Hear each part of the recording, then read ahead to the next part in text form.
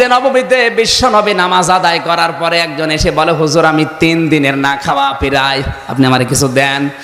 নবীজি বলেন, আমার কাছেও তেমন কিছু নেই। ডাক দিয়ে বলেন, সাহাবীরা আমার এই মেহমানকে কেউ একটু নিয়ে যেতে পারবে? হযরতে তালহা বলেন, হুজুর আমার সাথে দেন।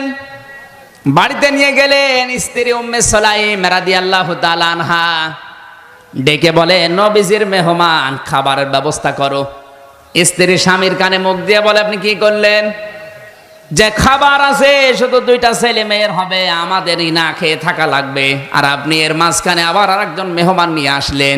ঠিক আছে, রাসূলুল্লাহর মেহমান যেহেতু, রাখেন, সন্তান 2টাকে আমি ঘুম পাড়িয়ে দেই। আর যে খাবার আছে ওইটা মেহমানের সামনে দেওয়ার সঙ্গে সঙ্গে মেহমান যখন বলবে আপনিও থালা নিয়ে আসেন, আমি থালা তোমাকে দেওয়ার সঙ্গে সঙ্গে এই যে বাতি আছে লিভিয়ে দিও। থালাটা নিয়ে এমনি এমনি নাড়াচাড়া করবা, আর উনি বুঝবে না আমার সাথে খাচ্ছে। এভাবে খাওয়া শেষ হয়ে গেল।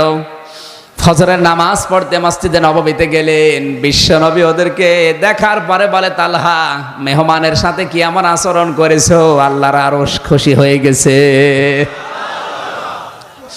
হযরতে তালহা বলেন, হুজুর আমার সন্তানের প্রয়োজন ছিল, আমার ছেলেটা মেয়েটার প্রয়োজন ছিল খাবারের। আমরা স্বামী স্ত্রী 2 জনে আজকে মেহমানের সম্মানে না খেয়েছিলাম। আল্লাহর নবী বলেন, তালহা তোমার এই আচরণে আল্লাহ এত বেশি খুশি হয়ে গেছে, সূরা হাশরের 9 নম্বর আয়াতটা তোমার নামে আল্লাহ নাজিল করে দিয়েছে। ওয়ায়ুসিরুনা আলা আনফুসিহিম ওয়ালাউ কানা বিহিম খাসাসা। জোরে বলেন আল্লাহু আকবার। তাহলে এখান থেকে কি পেলেন আপনি?